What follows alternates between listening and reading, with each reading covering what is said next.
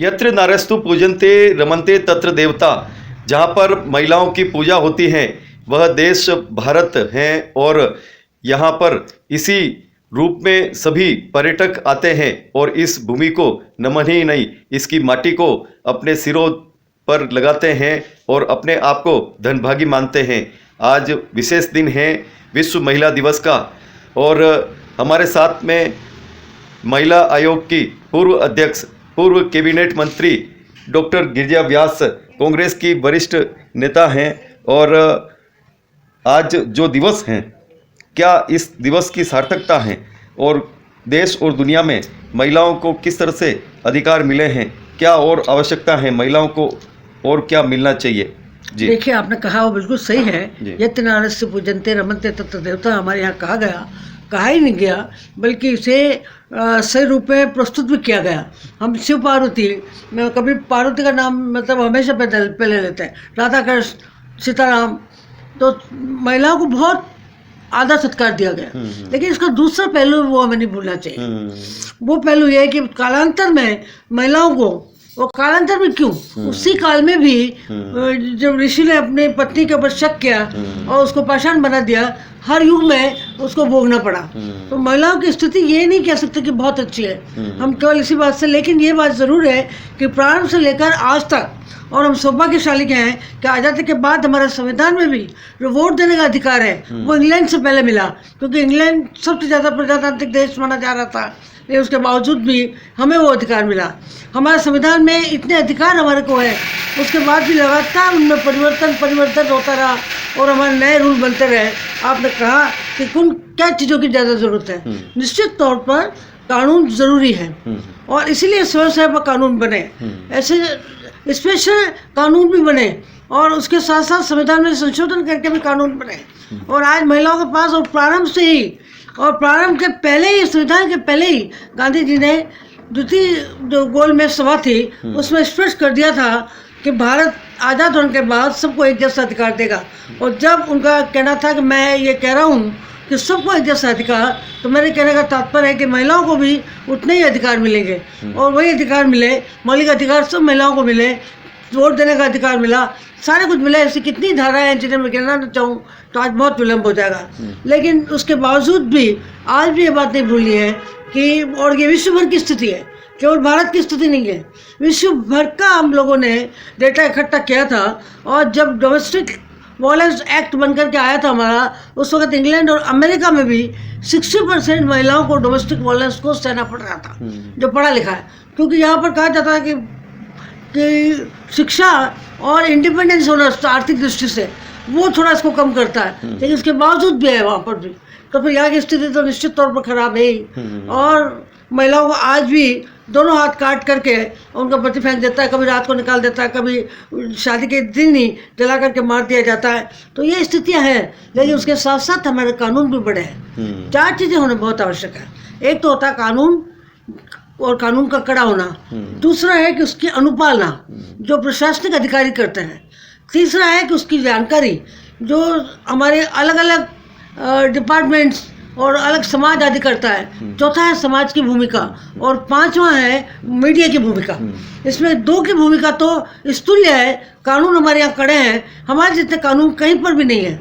एक बात तो ये कि जो यूएन ने कानून बनाए उसके पहले ही हम लोगों ने बना दिए बहुत से कानून, और यूएन को कोई बनाता है उसमें पहल भारत करता है, इसमें कोई शक नहीं। लेकिन उसके बावजूद उसकी अनुपालना नहीं हो पाती।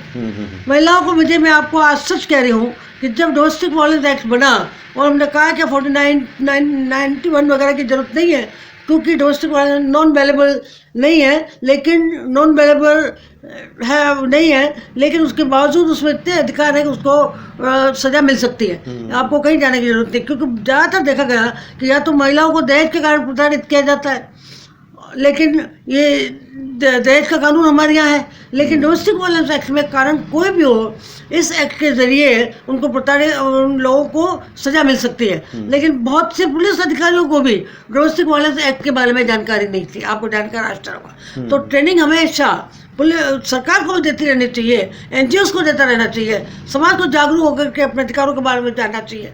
महिला शिक्षा बहुत आवश्यक है, कि उसका अशिक्षित होना सबसे बड़ी मुश्किल है। राजीव जी ने जब 33% की भागीदारी दी थी, उस समय एक बात देख करके उन्होंने कहा था कि जब मैंने देखा कि महिलाओं को न तो निर्णय लेने की प्रक्रिया में अधिकार है और न ही उन लोगों के पास आर्थिक स्वतंत्रता है, और दोनों की कमी के कारण वो लोग पिछड़ी हुई है, इन दोनों को देने का प्रयास किया गया।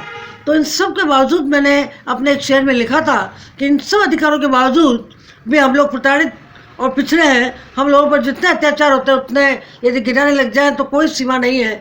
जाने क्यों हम वहीं खड़े हैं, 23 कदम तो हम भी चले।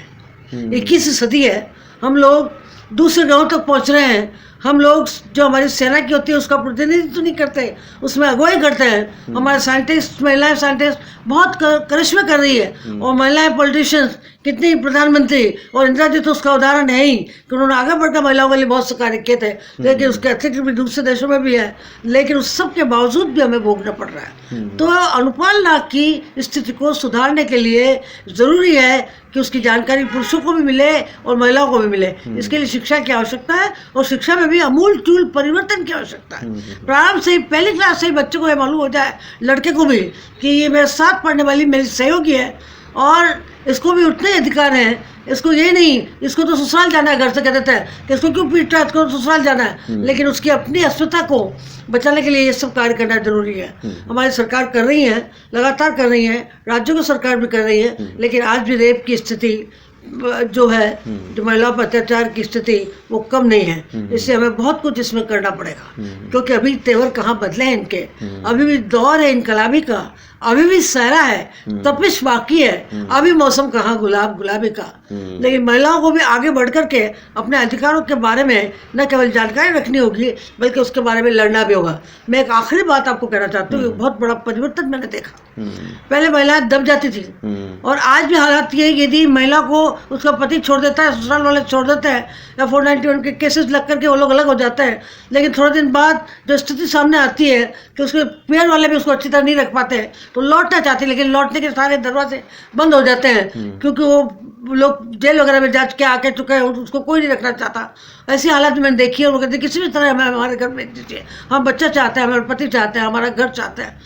तो ऐसे में ये डोमेस्टिक वायलेंस एक्ट और उसके बाद वाले एक्ट बने, और उन एक्टों से काफ़ी कुछ फर्क पड़ा, लेकिन उसकी अनुपालना आज भी उचित नहीं हो रही। उनकी अनुपालना की आवश्यकता मैं महसूस कर रही हूँ। रेप पर कानून को हमने परिवर्तित किया था, उसकी परिभाषा बदली थी। मैंने महिला आयोग में नए 52 अधिकार बनाए थे। आज उसको डायन कह दिया जाता है, पंच और सरपंचों को काम नहीं करने दिया जाता डायन कह करके। आज भी उनको दोनों हाथ काट दिए जाते हैं, आज भी उनको जला दिया जाता है। तो इस सब से बचने के लिए ज़रूरी है कि एक दिन नहीं, महिला दिवस मना करके हम लोग एकता का परिचय तो देते हैं, लेकिन एक दिन नहीं, 365 दिन ही हमें यत्न नारस्सु पूजनते की बात याद रखनी होगी। लेकिन हम पूजा भी नहीं चाहते, लेकिन ये भी नहीं चाहते कि हमें एक वस्तु समझ करके, जब तक वस्तु अच्छी है लगे तब तक ड्राइंग रूम में रख दो और फिर उसको बाहर फेंक दो। हम ये भी नहीं चाहते, हम एक अच्छे व्यक्तित्व के रूप में जीना चाहते हैं। मैंने जब बच्चों को थोड़े को पूछती थी, जब बहुत अति हो जाती है, वो मेरे पास आती थी कि हमारे साथ इतनी अति हो रही है ससुराल में, पति रोज मारता है, ये होता है वो होता है, तो मैं कहती छोड़ दो बेटा, तलाक ले लो, तलाक की सुविधा है। तो वो कहती तलाक नहीं लेंगे, क्योंकि हम अकेले दर्द क्यों सहन करेंगे, उसको भी दर्द सहन करना पड़ेगा। तो मैंने तब एक शेर लिखा था कि तुम भी दर्द कहाँ तक देते हैं, मैं भी जुल्म कहाँ तक सहती, तुम जो इतने बुरे नहीं हो, मैं भी इतनी भली नहीं हूँ। जब तक ये बात समाज में आ जाए पूरी तरह से, उसके पहले ही जागना पड़ेगा। और पांचों ही अंगों को, अर्थात कानून कड़ा हो, अनुपालना ठीक हो, समाज को उसकी जानकारी हो, लगातार ट्रेनिंग हो, और मीडिया हमेशा की तरह दिखाता रहे ऐसे, और कानून के बारे में जानकारी भी देता रहे। हमने इस प्रकार के बहुत से कार्यक्रम किए थे। आइए हम लोग महिला दिवस को मनाएं, और सच्चे मन से मना करके एकता के साथ कि हम सहयोगी बनना चाहते हैं, हम तुम्हारा अधिकार नहीं छीनना चाहते, और नहीं तुम्हारे सर पर बैठना चाहते हैं, लेकिन पैरों की जूती भी नहीं बनना चाहते। तुम्हारे बराबर रह करके परिवार रूपी जो गाड़ी है उसको खींचना चाहते हैं। ये इतना ही चाहती महिला है, इससे ज़्यादा कुछ नहीं। लेकिन गिरिजा जी, जिस तरह से लोकतंत्र की अगर बात करें तो देश, हमारा भारत देश है, वो दुनिया का सबसे एक बड़ा उदाहरण है लोकतंत्र के रूप में। महिलाओं को पंचायती स्तर पे तो अधिकार मिले हैं, उनका कोटा भी रिजर्व हुआ है, लेकिन विधानसभाओं में, लोकसभाओं में अभी भी महिलाओं की जो रिक्तता दिखती है। क्या ये परसेंटेज एक कोई कायम होना चाहिए। मैं आज के दिन मेरी सहयोगी, क्योंकि 3 लोग हम लोग पार्लियामेंट में बहुत ज़्यादा बोलते थे, जी 2 नहीं रहे, गीता जी और सुषमा जी और मैं, हम तीनों इसमें बोल करके और अधिकारों को लाने की कोशिश करते थे कि ये बिल पार्लियामेंट में पास हो। 33% का बिल भी पास हो जाता, लेकिन एक जो तुलसीदास जी ने कहा था, नारी न मोहे नारी के रूपा, उनकी ये बात भी मैं नहीं भूलती। एक ही महिला ने खड़ा होकर कह दिया कि जो ओबीसी महिला उनका क्या होगा, तो उसी पर रुक गया वो बिल, पास होने वाला था। बिना डिस्कशन के हम लोगों ने कह दिया था कि उसको पास कर देना चाहिए। जैसे कि राजीव जी चाहते थे, उन्होंने पंचायतों का तो किया था, लेकिन उनके समय में वो बिल पास नहीं हो पाया था, राज्यसभा में 1 वोट से गिर गया था। लेकिन उनकी मृत्यु के बाद जब हम दोबारा गए पार्लियामेंट में, तो बिना डिस्कशन के दोनों ही हाउसेस में पास हुआ। और आज 33% नहीं, आज 50% की भागीदारी है। और उसके बावजूद भी बहुत सी जगह तो 65% महिलाएं पंचायत और सरपंचायत उन लोगों में काम कर रही हैं, नगर परिषद में काम कर रही हैं, बहुत अच्छा काम कर रही हैं। लेकिन उसके बावजूद आपने कहा कि मोर नाच के और अपने पैरों की तरफ देख लेता है कि मेरी ये भी नीति है।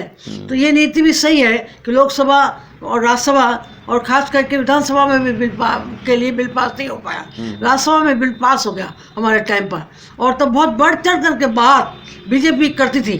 लेकिन आज एनडीए की सरकार है, उसके बावजूद भी इतने साल हो गए, लेकिन उस बिल का कोई नाम लेने वाला नहीं। इसलिए मैं अपील करती हूँ कि अभी समय है और महिलाओं को पार्लियामेंट में और विधानसभाओं में भी भागीदारी मिलनी चाहिए, क्योंकि बिना परसेंटेज के दिए हुए आज भी मानसिकताएं बदली नहीं है।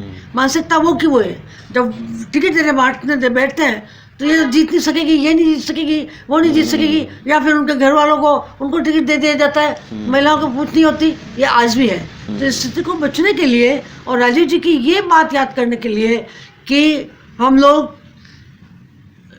महिलाओं को जब तक आरक्षण नहीं देंगे तब तक उनको कोई टिकट देने वाला नहीं है। इस बात को याद रख करके आरक्षण की जरूरत है और उसे पूरा करना पड़ेगा। अब आने वाले समय में राज्य के भी विधानसभा चुनाव हैं, लोकसभा के भी चुनाव हैं, पार्टियों को आप क्या वो आग्रह करेंगे कि महिलाओं को अधिकांश टिकट वो देवें? देखिए, मैं मान लीजिए 33% की भागीदारी की बात ना भी करूं तो सभी पॉलिटिकल पार्टी से मेरा हाथ जोड़ के निवेदन है कि महिलाओं को अधिक से अधिक टिकट दें। केवल उनको ये नहीं समझे कि हार जाएंगे, पुरुष भी हारते हैं, महिलाएं भी हारते हैं।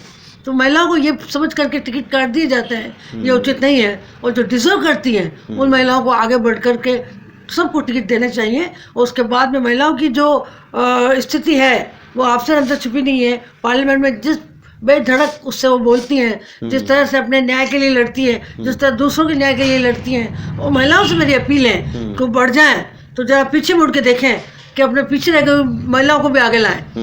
वो नहीं होना चाहिए कि नारी न मोहे नारी के रूपा, उनको भी आगे लाएं। और जो पीछे रह गई वो एक धक्का और लगाए उनको, ताकि वो आगे जा करके उनको साथ लेके चलें। हमारा एक प्रयाण गीत था, हम और तुम साथ चलेंगे, हम और तुम साथ चलेंगे, लम्हा लम्हा साथ चलेंगे, अगर डगर साथ चलेंगे, हम और तुम साथ चलेंगे। तेरा दुख अब मेरा है, मेरा सुख अब तेरा है, सुख और दुख साथ सहेंगे, हम और तुम साथ चलेंगे, हम और तुम साथ चलेंगे।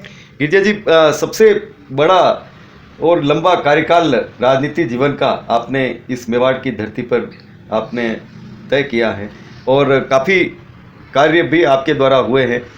क्या अब कोई नई पीढ़ी आप महिला के रूप में तैयार करेंगे या? मैं सभी महिलाओं को तैयार करती हूँ, तभी आई है, इसलिए मैंने गीत में कह दिया कि हम और तुम साथ चलेंगे। बहुत अच्छा।